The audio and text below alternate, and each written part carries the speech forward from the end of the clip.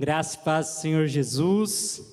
Que bom estarmos aqui mais uma quarta-feira para cultuarmos ao Senhor e dar sequência também à nossa série de estudos sobre as 7 igrejas.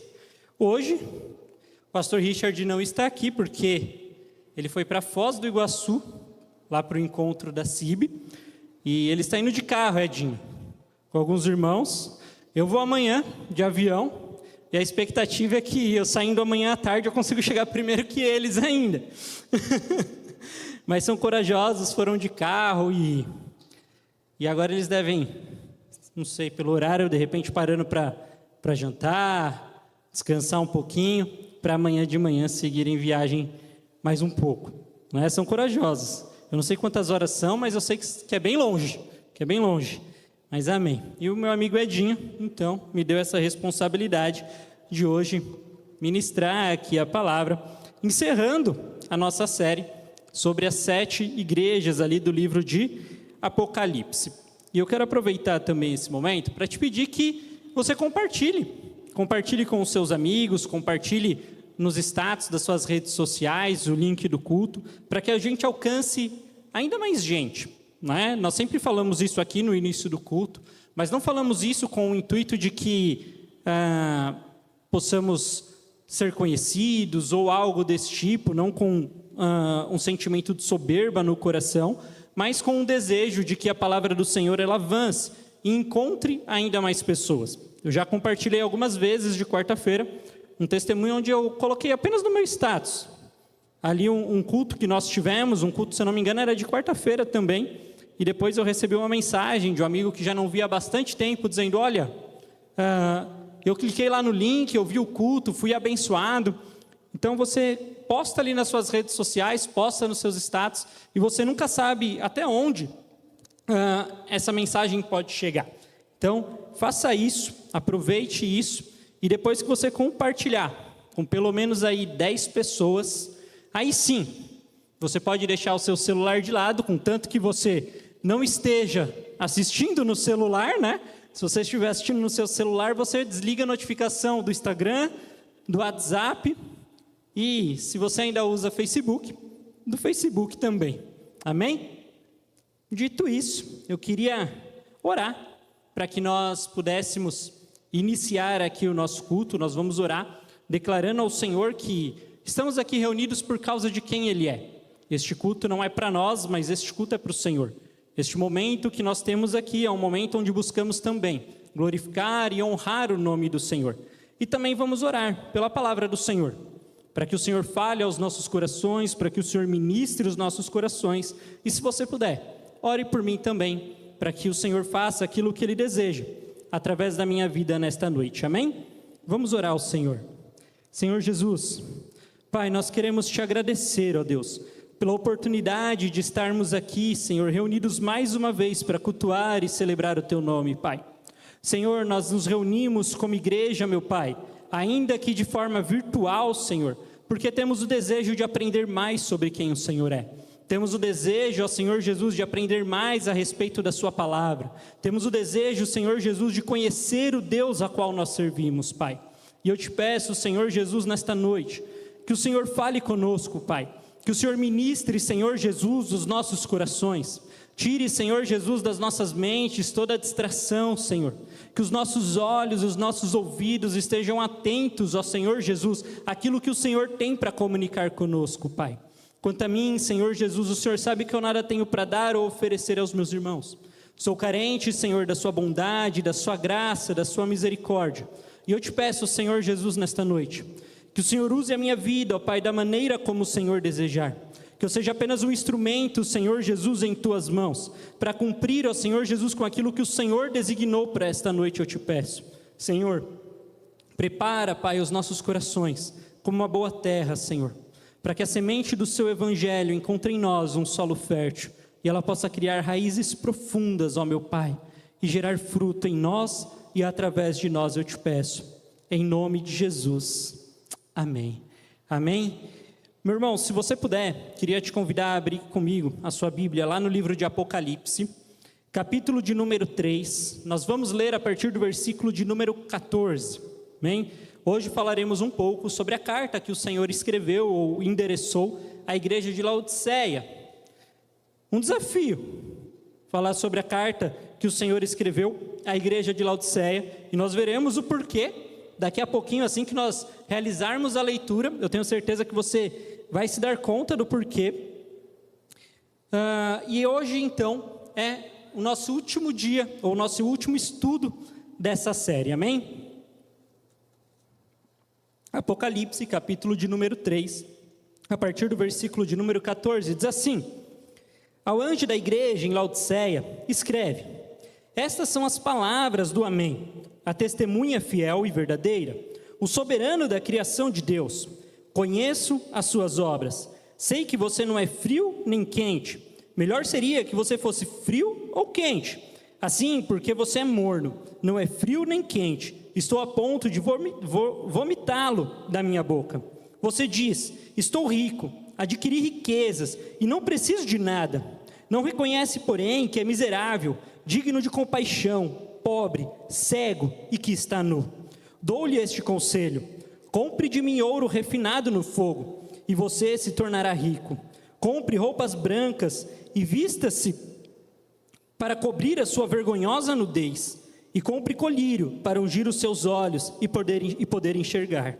Repreendo e disciplino aquele que eu amo. Por isso, seja diligente e arrependa-se. Eis que estou à porta e bato.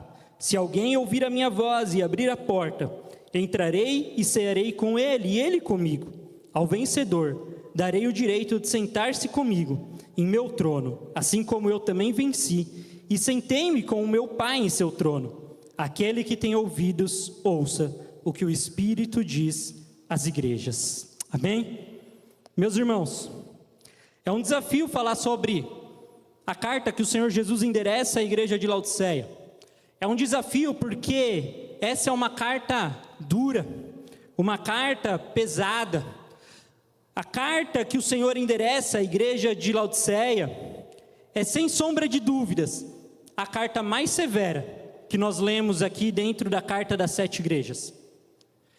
É a mais severa porque, se compararmos com as outras, nós veremos que para essa igreja não há sequer um elogio. O Senhor não faz um elogio às obras ou aquilo que essa igreja havia realizado. Todas as palavras do Senhor a essa igreja são duras. São palavras de crítica, pedindo para que essa igreja se conserte, para que ela se arrume, para que ela se arrependa, para que então ela possa viver as promessas do Senhor. É mais ou menos como se o Senhor estivesse olhando para esta igreja e falando: olha, eu procurei, eu tentei encontrar, mas em vocês eu não encontrei nada de bom, nada que eu pudesse mencionar aqui como sendo bom. E essa carta é dura, meus irmãos, principalmente se comparamos com as demais. Porque, como eu disse, para cada uma das cartas, o Senhor faz um elogio, o Senhor faz uma crítica, o Senhor dá uma instrução e, por fim, o Senhor faz uma promessa. Nós já tínhamos falado aqui sobre isso nos nossos outros encontros, quando falamos a respeito das outras cartas. E com exceção da igreja de Esmirna e também com a igreja de Filadélfia, que essas não recebem nenhuma crítica da parte do Senhor, mas nós lembramos com frequência da igreja de Filadélfia, né, que não recebeu nenhuma crítica da parte do Senhor. E quando nós lemos a carta para a igreja de Esmirna e para a de Filadélfia, é muito fácil notarmos o porquê nos lembramos primeiro da igreja de Filadélfia. Nos lembramos primeiro dela porque quando o Senhor escreve para a igreja de Esmirna, ele fala: olha, vocês vão passar por perseguição. Muitos de vocês vão ser presos, e alguns vão chegar até a morte, por causa do teu nome, do meu nome. E aí a gente olha e fala: não, entre as duas que só receberam elogios do Senhor, vamos ficar com aquela que não tem a perseguição. É melhor. Eu também escolheria assim, irmãos. Eu também escolheria assim. Mas é fato, irmãos, que quando nós comparamos, principalmente com a igreja de Filadélfia, uma igreja que ali o Senhor fala tão bem, uma igreja que o Senhor traz tantos pontos positivos, quando comparamos essa igreja com a igreja de Laodiceia, isso nos assusta. E essa comparação, por mais que não tentemos fazer, ou por mais que tentamos nos distanciar dela, ela é praticamente natural. Porque quando nós lemos as Escrituras, uma vem depois da outra. A carta de Filadélfia vem primeiro e na sequência a carta à igreja de Laodiceia. Então essa comparação, ela se torna muito natural. É muito natural que a gente leia as Escrituras e faça a comparação entre a igreja na qual o Senhor não encontrou nada que a desabonasse e a igreja a qual o Senhor não tinha nada a falar de bom, nada a dizer, olha, isso aqui tem agradado o meu coração. Dito isso, meus irmãos, e dito que é natural que possamos fazer uma comparação entre as duas igrejas, o que é importante sabermos? É importante, meus irmãos, sabermos que, embora elas tivessem ali comportamentos tão distintos, o Senhor amava essas duas igrejas. O Senhor amava a igreja de Laodiceia, mesmo que ela não tivesse nada de bom a oferecer, ou que ela não estivesse fazendo, ou que ela não tivesse nenhuma obra a qual ele pudesse elogiar. Ainda assim, o Senhor amava essa igreja. Amava tanto essa igreja que foi capaz de repreendê-la, de corrigi-la, de dizer a esta igreja, olha, você precisa se consertar, você precisa colocar a sua vida no eixo, você precisa se ajustar de acordo com a minha palavra. O próprio Senhor Jesus declara o seu amor a essa igreja no versículo de número 19, quando ele declara, repreendo e disciplino aqueles que amo. O problema, meus irmãos, não está na repreensão, mas no fato de que hoje nós entendemos ou compreendemos o amor de uma maneira muito distorcida. Infelizmente, no tempo em que nós vivemos, o amor está muitas vezes atrelado à aceitação, está muitas vezes atrelado a aplausos, está muitas vezes atrelado a alguém que me apoia de maneira incondicional. E logo que alguém me corrige, ou que alguém fala para mim, olha, você está errando aqui, você precisa mudar, você precisa se consertar, eu já não olho mais para isso com bons olhos. Porque nós temos aprendido que amar é aceitar, amar é apoiar, amar é aplaudir o tempo inteiro. Mas não é isso que a Bíblia nos ensina. A Bíblia nos ensina que aquele que ama, ele repreende, que aquele que ama, ele corrige. E talvez por vivermos uma distorção tão grande do amor, como temos vivido nos dias de hoje, é que nós temos visto tantos jovens, tantos adolescentes, tantas crianças frustradas e com tantos problemas emocionais. É porque não aprenderam a ouvir um não. É porque não aprenderam a lidar com as frustrações da vida. É porque ninguém as corrigiu e disse, olha, você precisa mudar. E nós temos gerado uma geração de jovens, adolescentes, crianças, que se frustram com muita facilidade e não sabem lidar com os nãos da vida, com as adversidades da vida. E aqui eu ouso até incluir nessa lista, por que não? Os famosos crentes mimimis. Quem nunca falou sobre um crente mimimi?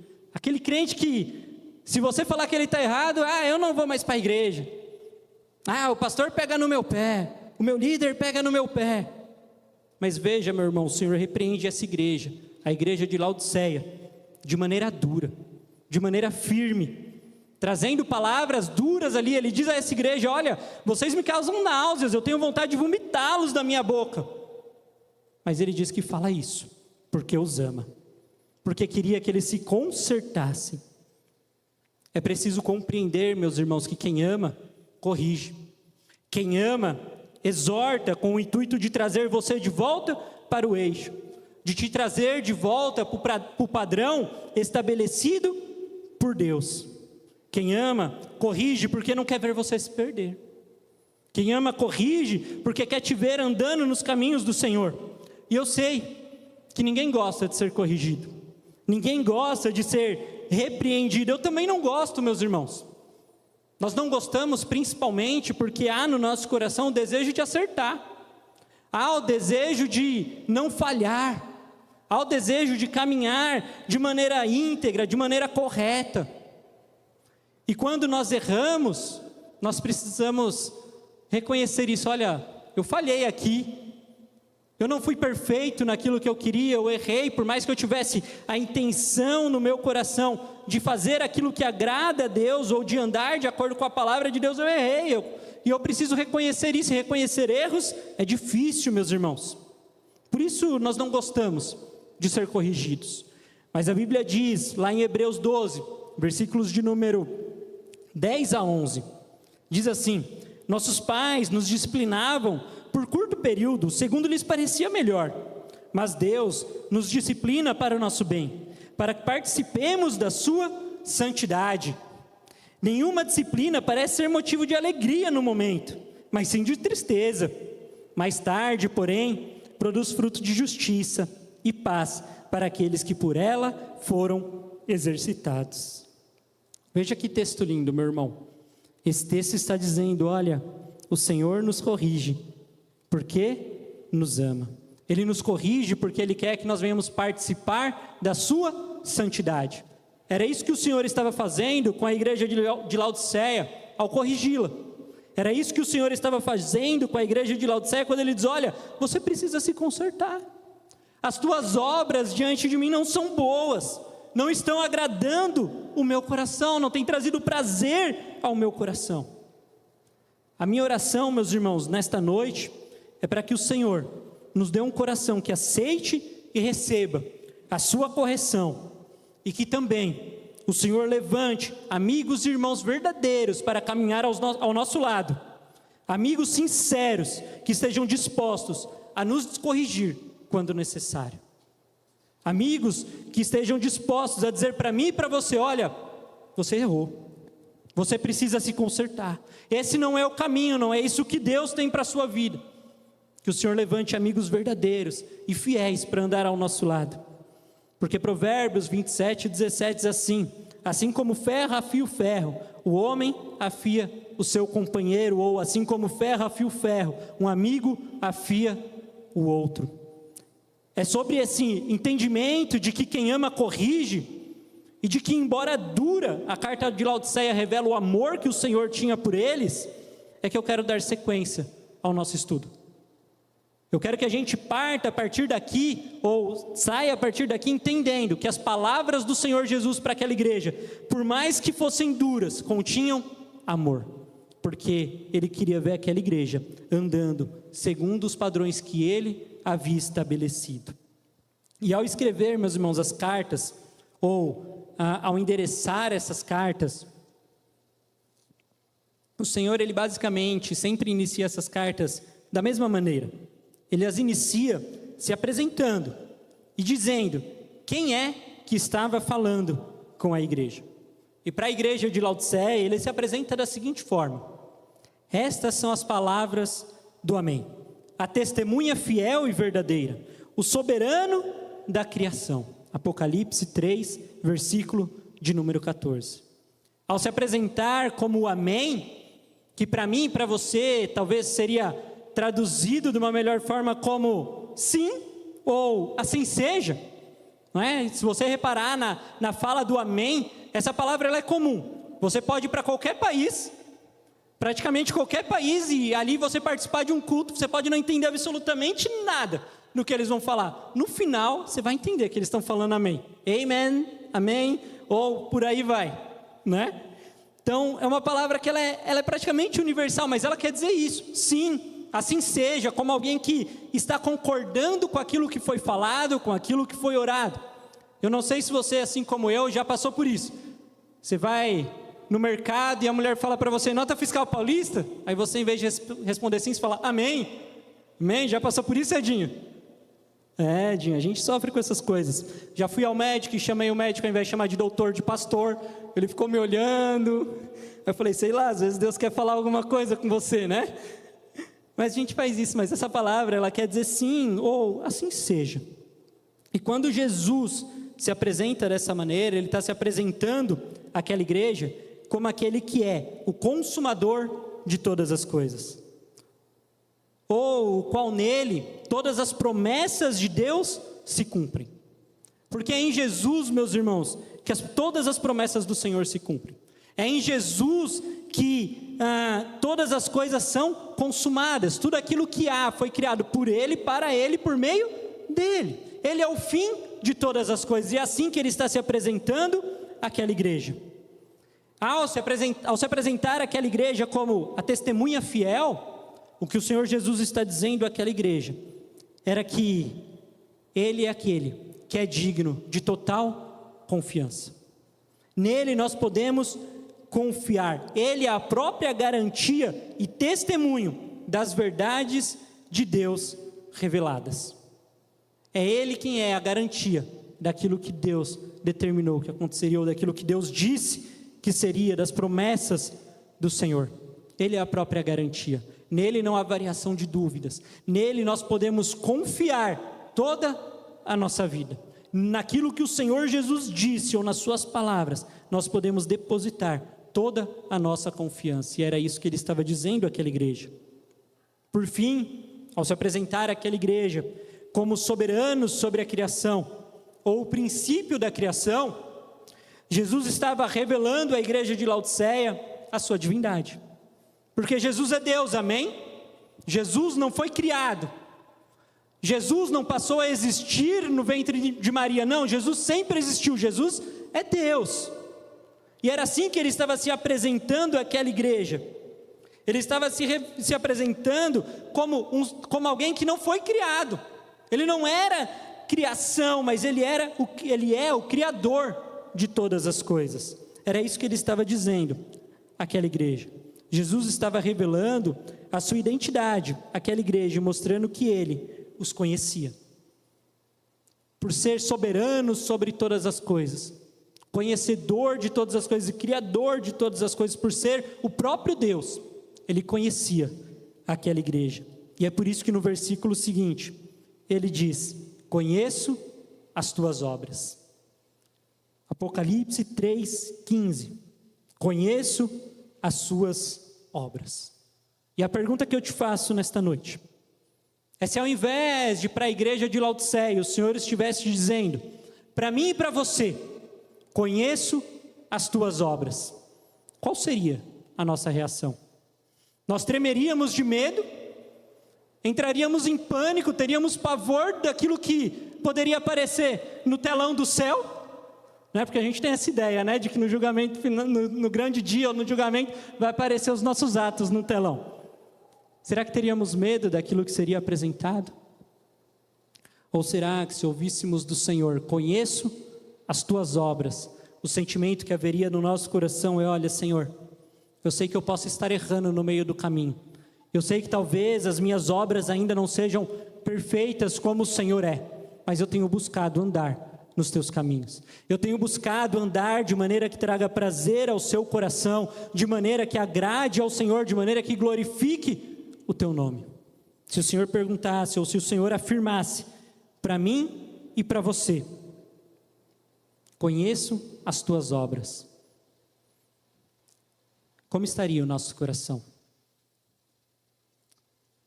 Quando o Senhor disse isso para a igreja de Laodiceia, conheço as tuas obras, a verdade é que talvez eles não tenham tremido de medo num primeiro momento. Porque se nós continuarmos lendo a carta, nós vamos ver que eles se achavam autossuficientes, se achavam bons. Então talvez eles não tiveram medo, achavam que estavam fazendo algo bom. Mas o Senhor traz uma palavra dura a eles.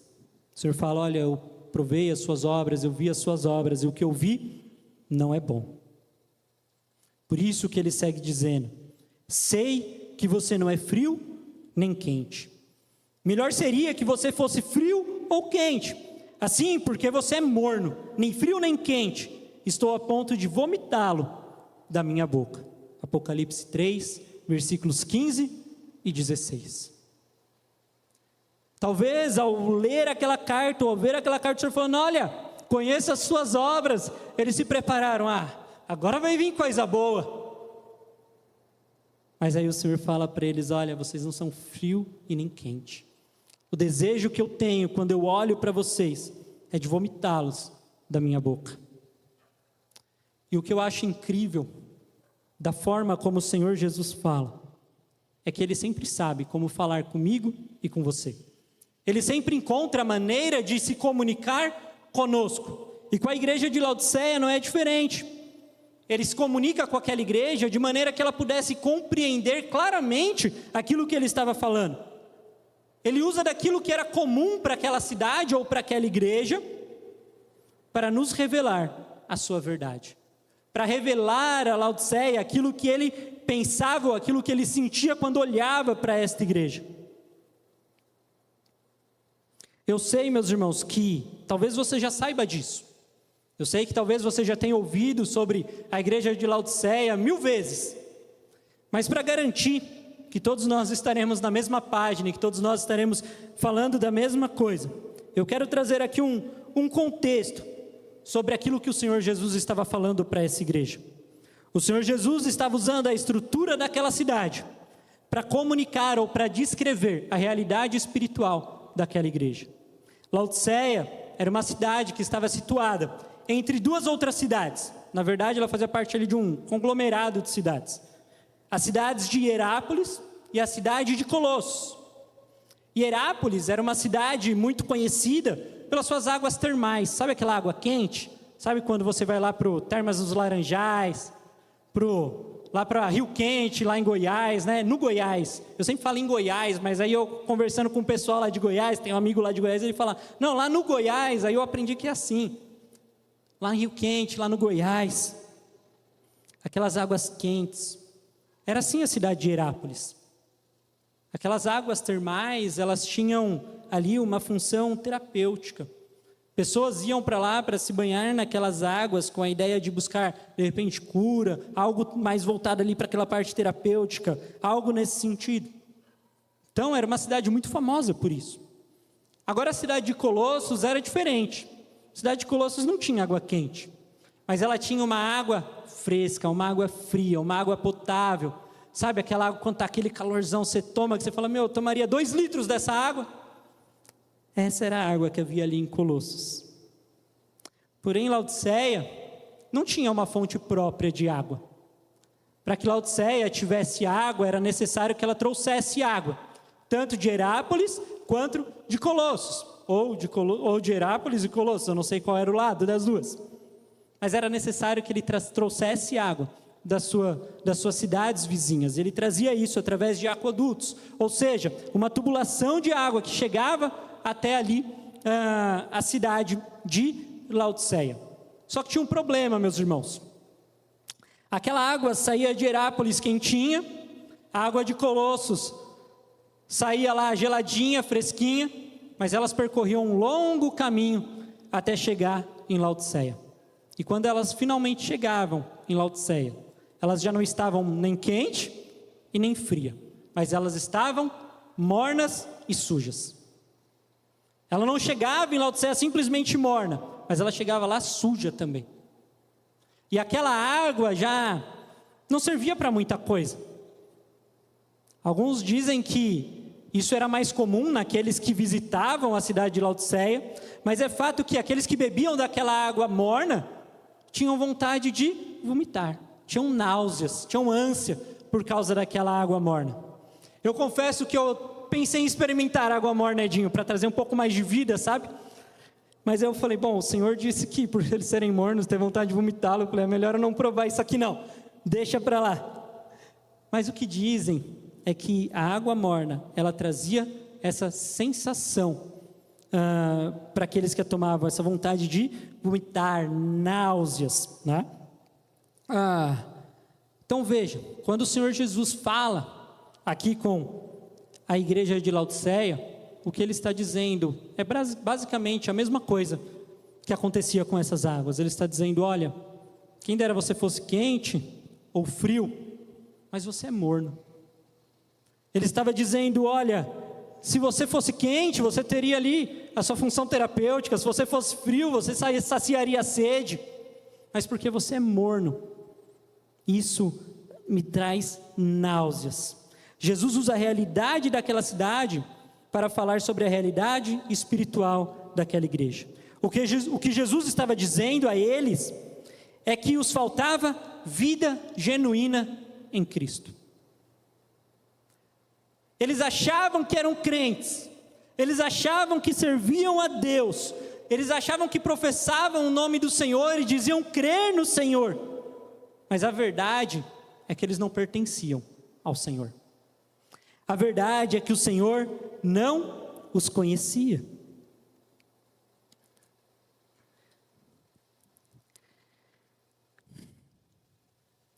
Cristo, ou Jesus, não era o centro da vida daquela igreja. Não era a razão pela qual eles viviam. Jesus havia se tornado para aquela igreja mais um acessório. Jesus havia se tornado para aquela igreja mais como um clube, sabe? Eu vou encontrar os meus amigos ali, então vamos para a igreja. Já estou acostumado, todo domingo eu vou. Então eu vou continuar indo, lá eu tenho os meus amigos, lá tem pessoas com quem eu posso conversar, às vezes até alguém ora por mim, às vezes eu até choro durante o culto.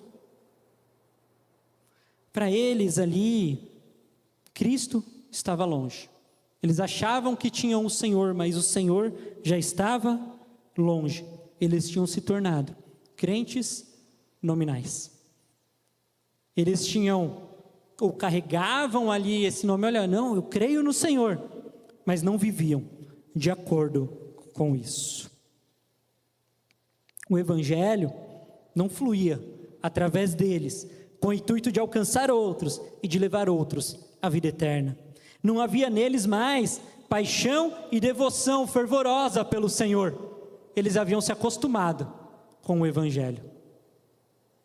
E se há uma coisa triste para aqueles que servem ao Senhor, é se acostumar com o Evangelho.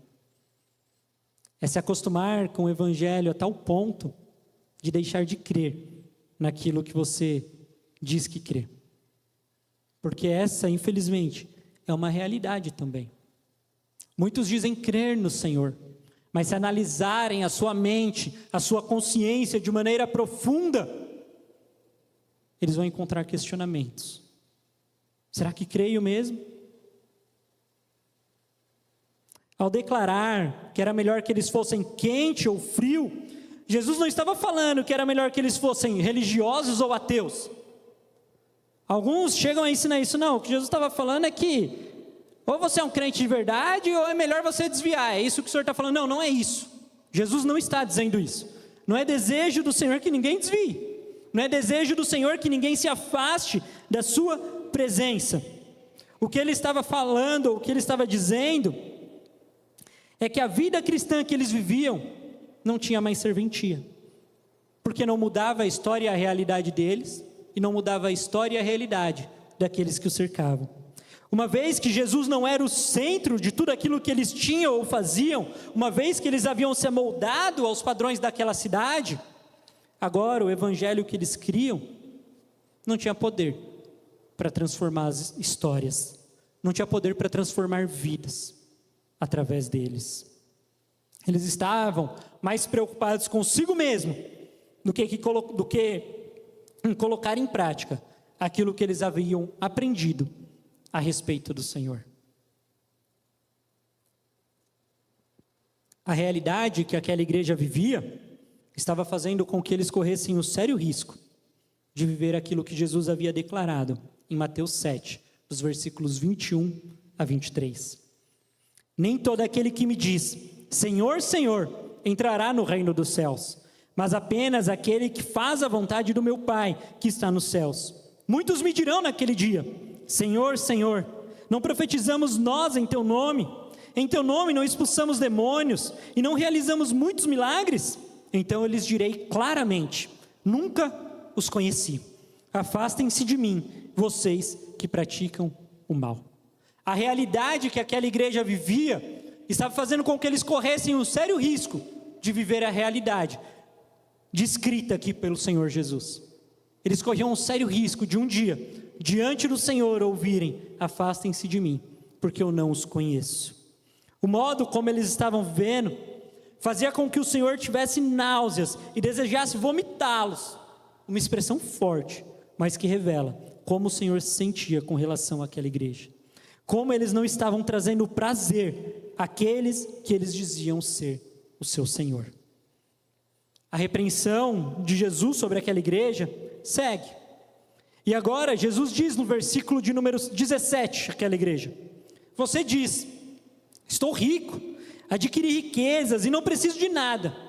Não reconhece, porém, que é miserável, digno de compaixão, pobre, cego e que está nu.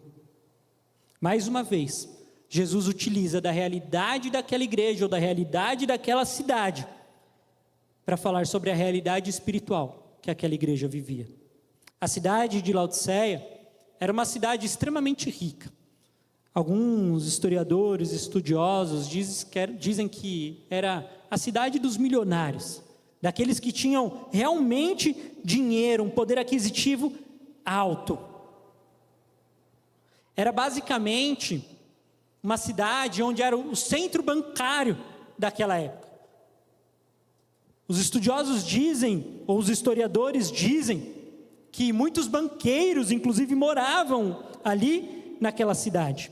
Era uma cidade tão rica, mas tão rica, que no ano de 60, aproximadamente, ali depois de Cristo, aquela cidade sofre com um desastre natural, ela sofre com um terremoto, aquela cidade é destruída.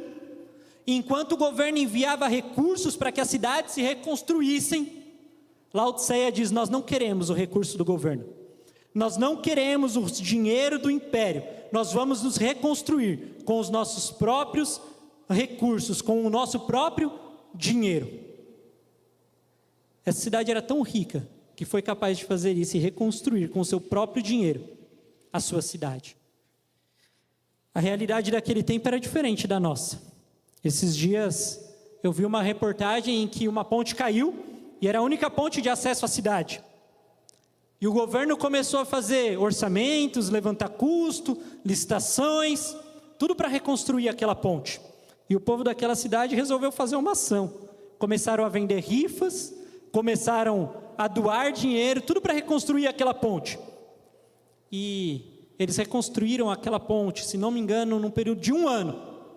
Depois desse 1 ano, o governo não tinha nem chegado à conclusão de quem ia construir a ponte, nem se ia construir. Mas já tinha o custo dela. E o custo era milhares de vezes maior do que o que aquela cidade usou para construir aquela ponte. Naquela época não era dessa forma. Essa era uma cidade, aqui a qual mencionei, era uma cidade simples, e ali os moradores daquela cidade, os munícipes ali, uniram forças para fazer aquilo que era necessário pela cidade. Mas a realidade de Laodiceia era diferente. Eles tinham dinheiro. Eles falaram: nós não queremos ajuda porque nós temos dinheiro suficiente para reconstruir essa cidade. Em Laodiceia também havia uma importante escola de medicina. A sua especialidade era tanto olhos quanto ouvidos. Mas essa escola de medicina, ela ganhou muita fama nesse tempo, porque ela desenvolveu um colírio que se tornou famoso por todo mundo conhecido daquela época. E todos conheciam Laodiceia pelo seu colírio, por causa do seu colírio. Por fim, Laodiceia também era um importante centro de moda daquela época. A região ficou famosa por possuir uma importante indústria de lã negra, que era exportada para outras cidades e usada na confecção de roupas. Veja que interessante, meus irmãos, como o Senhor, Ele sempre encontra uma maneira de falar comigo e com você, que a gente possa entender. Ele diz para essa igreja: olha, você diz, estou rico. Por quê? Porque aquela cidade era rica. Ele diz: olha, vocês não reconhecem, porém, que você é miserável, pobre, cego. Você tem um bom colírio aí, um colírio que dizem que faz milagre, mas você permanece cego. Embora você tenha uma boa indústria têxtil, que você produza uma lã maravilhosa, que é vendida para muitos lugares, ainda assim, você está nu. Veja que interessante. Nas demais cartas, o Senhor Jesus sempre aponta sobre as igrejas um problema ou um erro doutrinário, um problema ou um erro ali com heresias, um problema, uma dificuldade que a igreja enfrentava com falsos mestres, com falsos profetas. Mas com a igreja de Laodiceia, isso parece não acontecer. O Senhor não aponta nenhum erro doutrinário, nenhum erro, nenhuma heresia ali naquela igreja, nenhum falso mestre. E talvez, meus irmãos, o Senhor não tenha feito isso Porque talvez aquela fosse uma igreja que se dedicava a conhecer a palavra.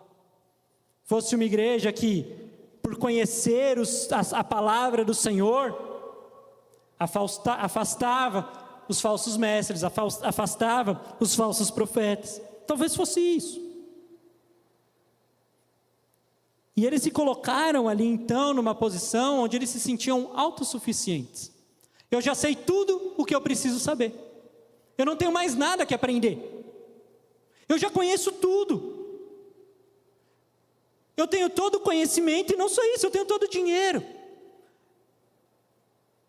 Tudo aquilo que eu tenho necessidade, o meu dinheiro pode comprar. Tudo aquilo que é heresia, erro doutrinário, tudo aquilo que os falsos mestres ou os falsos profetas tentam inserir aqui, não vinga porque nós conhecemos a palavra. Mas faltava naqueles corações paixão, amor, desejo pelo Senhor, desejo por andar com Deus da palavra. Os irmãos obviamente sabem que eu não sou contra a teologia, que eu não sou contra o estudo das Escrituras. Se eu fosse contra, eu seria um grande hipócrita, né? Não teria estudado, não daria aula. Eu não sou contra, eu sou 100% a favor.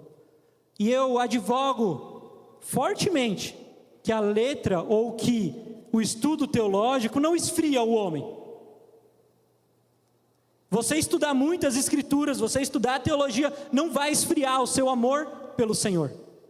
O que esfria o meu e o seu amor pelo Senhor é quando nós deixamos que o orgulho, que a arrogância, que a soberba, que a prepotência roubem o nosso coração, pouco a pouco.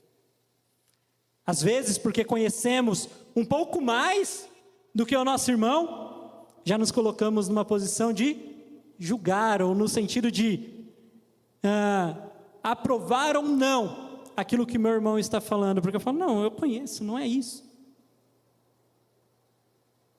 Meus irmãos, quanto mais você conhecer a Deus, quanto mais você estudar e se aprofundar no conhecimento a respeito de quem Deus é, mais você se apaixona por esse Deus, mais você deve amá-lo.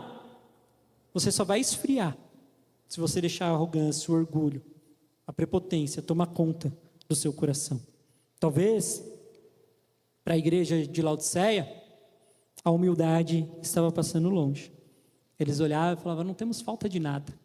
Nossa igreja é boa, tem um bom ensino, nós conhecemos a teologia, nossa igreja tem dinheiro, nós temos os melhores bancos da época, nós temos a melhor projeção da época, que eu fico imaginando o que poderia ser, né? A melhor projeção da época.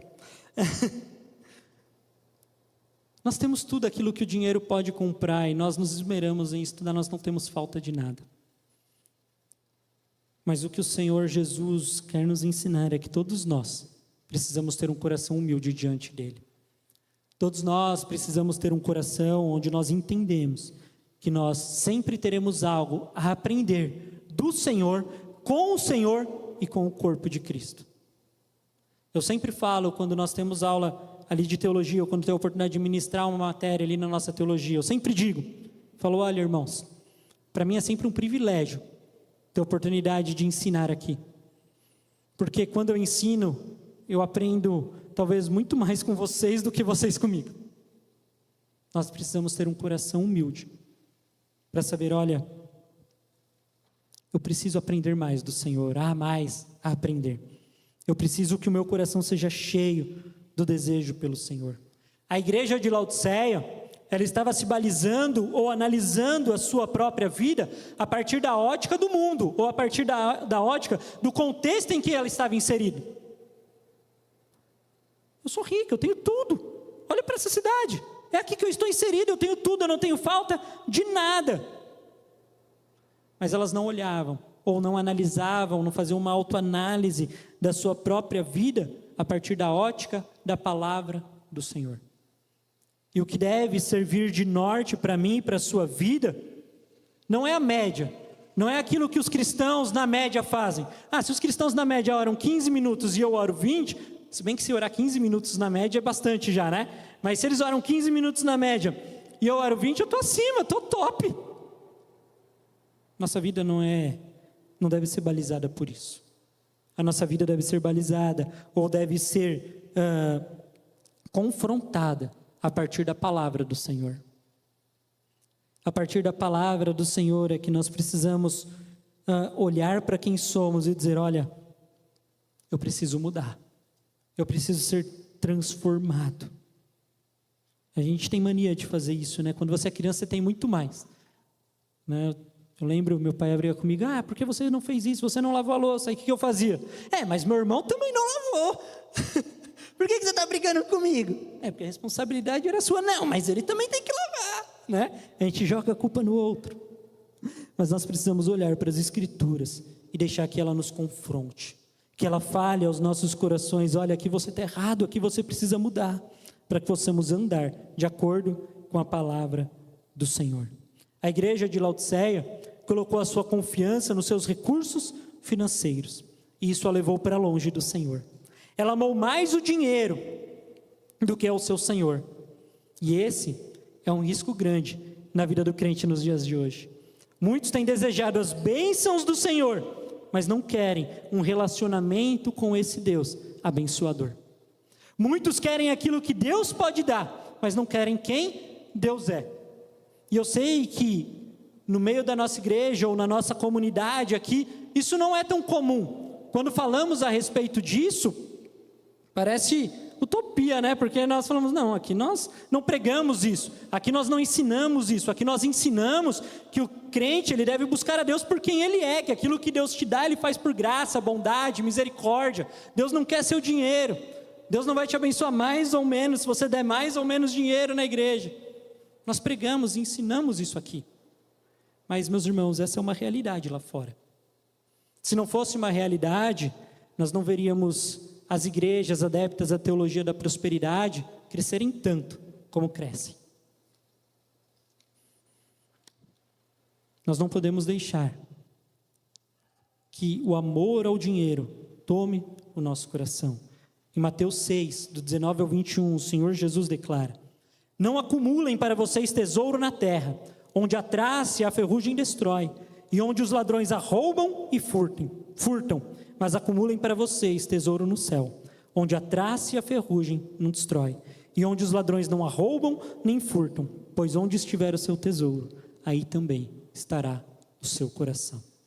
O coração da igreja de Laodiceia estava naquilo que eles possuíam, e por causa disso, eles se afastaram do Senhor. Laodiceia estava tão preocupada com os seus tesouros terrenos que renunciou àquilo que mais importava. E isso levou Jesus a declarar que eles eram pobres, cegos e que estavam nus. Ou seja, pobres porque tudo aquilo que eles tinham era dinheiro, e isso não poderia comprar um lugar no reino dos céus.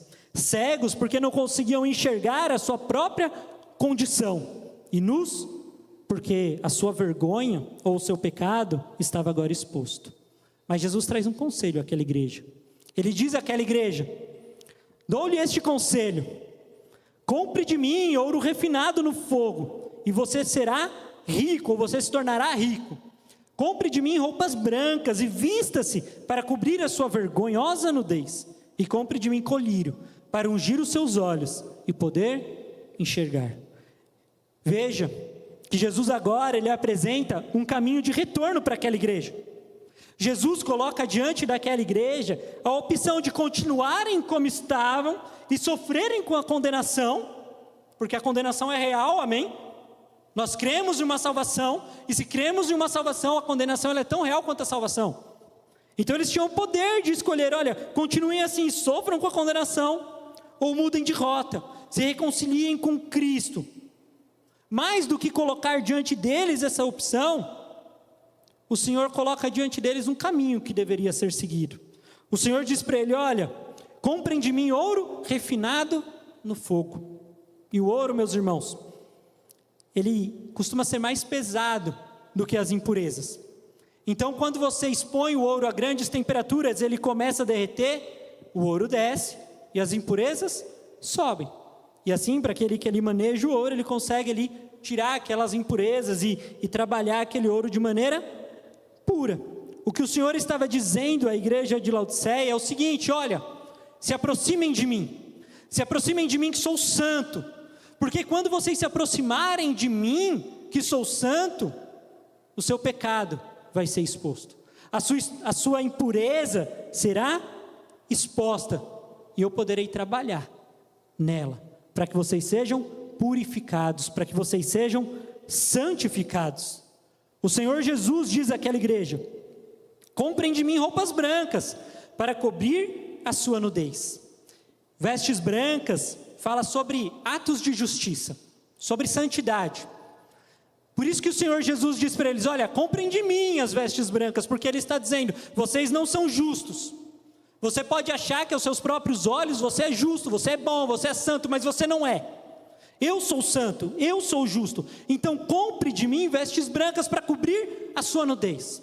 Nudez fala a respeito de pecado. Nudez fala a respeito das nossas falhas e das nossas deformidades. O que o Senhor estava dizendo àquela igreja é: olha, reconheçam o meu sacrifício na cruz. Reconheça que o meu sacrifício na cruz é suficiente para te salvar, para te libertar e para te perdoar de todos os seus pecados, não por causa de quem você é, mas por causa de quem eu sou e por causa da minha graça. Jesus estava apresentando àquela igreja a sua graça, estava dizendo: olha, comprem de mim, comprem da minha justiça, creiam que o meu sacrifício é suficiente para te perdoar de todos os seus pecados e assim cobrir a sua nudez. Mas Jesus também diz para eles: olha, comprem colírio de mim, para que possam enxergar. O que o Senhor estava dizendo a essa igreja era que eles precisavam reconhecer a sua condição, eles precisavam ser santificados e purificados pelo Senhor. Porém, isso só seria possível se eles reconhecessem verdadeiramente o sacrifício de Jesus na cruz, e que pela graça receberiam o perdão dos seus pecados. Mas para que isso acontecesse, era necessário que os seus olhos fossem abertos, e que eles pudessem enxergar a sua verdadeira condição, que eles pudessem enxergar o seu pecado, as suas falhas, os seus erros. Comprar colírio do Senhor fala sobre aceitar a sua repreensão e não negligenciar a voz do Espírito Santo, que convence o homem do pecado, da justiça e do juízo. E é por isso que o Senhor Jesus, então, ele segue, ele diz assim: repreendo e disciplino aquele que eu amo. Nós já falamos sobre isso. Por isso, seja diligente e arrependa-se. O Senhor está mostrando para aquela igreja um caminho de retorno. Ele está dizendo: olha, há um caminho de retorno. Enquanto houver fôlego de vida em seus pulmões, há sempre uma oportunidade de perdão. Há sempre uma oportunidade de reconciliação com o Senhor. Por isso, meu irmão, se nesta noite o Senhor tem falado ao seu coração, se esta noite o Senhor tem convencido o seu coração do pecado, da justiça, do juízo, arrependa-se, não negligencie a voz do Espírito Santo, se conserte com o Senhor, volte ao Senhor. E até aqui, meus irmãos, essa carta foi tão dura, tão pesada, mas ela não acaba aqui. Ainda havia mais um problema a ser exposto sobre aquela igreja. A igreja de Laodiceia, o Senhor diz: eis que estou à porta e bato. O Senhor Jesus diz a esta igreja: eu estou do lado de fora, eu estou batendo na porta, eu quero entrar. O Senhor Jesus estava do lado de fora, e eu sei que isso parece um absurdo, porque Ele é o Senhor da igreja, Ele é o cabeça da igreja. A igreja só faz sentido, ou só tem sentido, se o Senhor está presente, ou se o Senhor opera e se manifesta nela e através dela. Os nossos cultos aqui só fazem sentido se nós fizermos para a honra e glória do Senhor. As nossas reuniões só têm sentido se forem para a honra e glória do Senhor. As nossas orações só têm sentido se tiverem como objetivo a honra e a glória do nosso Senhor. Se esse não for o alvo, se este não for o objetivo, perde a sua razão de ser. Ou seja, aquela igreja havia perdido a sua razão de ser. Jesus estava do lado de fora. Talvez eles tinham belas músicas, talvez tinham belas mensagens, talvez tinham um belo templo, um belo espaço para se reunir, Mas faltava o principal. Faltava a presença do Senhor naquele lugar. Mas o Senhor diz àquela igreja: se alguém ouvir a minha voz, abrir a porta, eu entrarei e cearei com ele, e ele comigo. O que Jesus estava dizendo é que se alguém ouvisse a sua voz, ele entraria e com ele teria comunhão. Se eu e você ouvirmos a voz do Senhor, abrimos a porta do nosso coração, o Senhor virá e fará morada em mim e em você. E será o Senhor sobre as nossas vidas, aquele que tem total poder e autoridade sobre quem somos, aquele que conduz cada um dos nossos passos. O Senhor faz uma promessa a essa igreja: olha, arrependam-se e vocês vão desfrutar da comunhão comigo.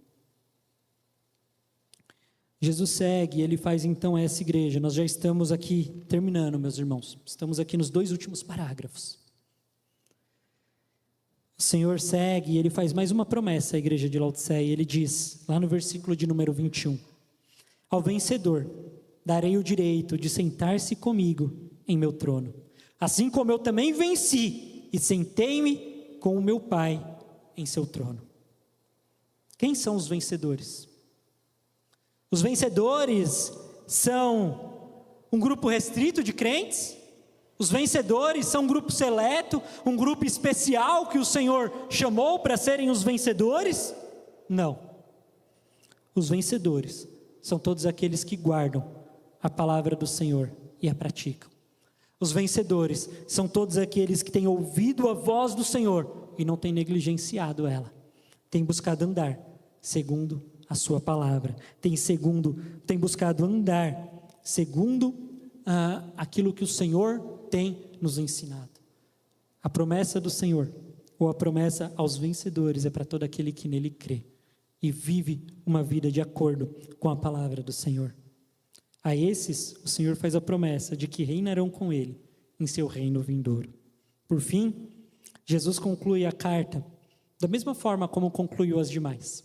Ele diz: aquele que tem ouvidos, ouça o que o Espírito diz às igrejas. Um convite a todo aquele que recebe a mensagem do Senhor a não desprezá-la, a analisá-la na sua própria vida, ou colocar a sua própria vida em análise a partir da palavra do Senhor. E se for necessário, se consertar. Que diante da palavra do Senhor não venhamos endurecer os nossos corações, mas que Ele encontre em nós espaço para trabalhar, para operar em nós e através de nós.